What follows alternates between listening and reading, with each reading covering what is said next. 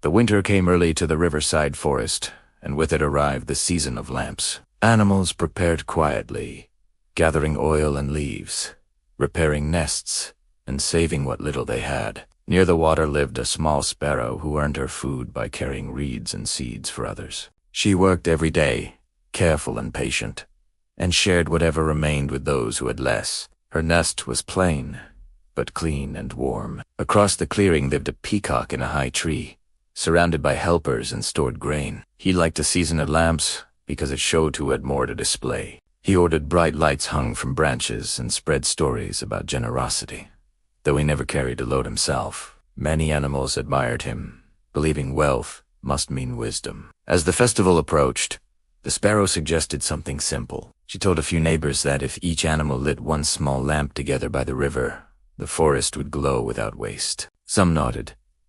Others smiled but said nothing. The peacock overheard and laughed softly. He told his circle that the sparrow wanted to dull the celebration because she could not afford beauty.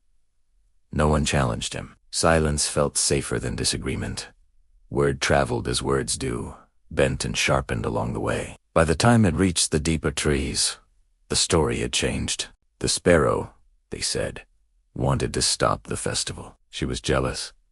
She hated brightness. A few animals remembered her kindness, but they remembered the rumor more clearly. Itos hicieron el sparrow kept working. She carried fruit to an old tortoise. She fixed a torn nest for a finch. When she passed others, some turned away. She noticed, but she said nothing. She believed Effa spoke louder than talk. On the night of the lamps, the peacock's clearing shone like fire. The riverbank, where the sparrow had hoped to gather everyone, stayed dark. Animals clustered near the lights, praising the peacock's display. He raised his voice and warned them to guard their stores. He said someone was trying to take what they had earned. Eyes shifted toward the shadows. Later that night, a spark fell into the dry reeds by the river. T-wind rose flames, moved fast. The sparrow saw it first. She flew low, calling out, beating her wings to draw attention. Smoke stung her eyes. She shouted for help, but her voice was small and the music was loud. Those who heard hesitated. Was this another trick? Was she trying to pull them away? By the time animals ran to the river, the fire had taken hold. Nests burned. Food stores collapsed. In the chaos, someone shouted that the sparrow had started it. No one knew who said it first. Many repeated it. Fear needed a shape. At dawn, the damage was clear. Homes were lost. The peacock's lights were ash. He stood apart and spoke of punishment. He said the forest needed a lesson.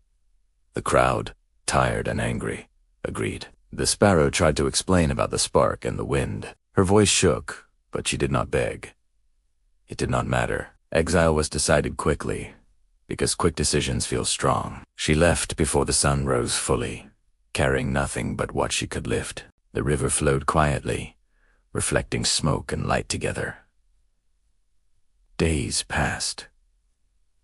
The forest rebuilt, slower than before. The peacock's tree stayed tall, but fewer birds visited. Some animals remembered the night and felt a weight they could not name. Seasons turned. One evening, a small lamp appeared on the far bank, lit by the sparrow in a new place. It was only one light, steady and careful. A few animals saw it from a distance and understood too late what had been lost. In the end, remember this as a warning. When comfort listens to gossip and courage stays silent, innocence pays the price, and regret becomes the only light left to share. I prefer this response.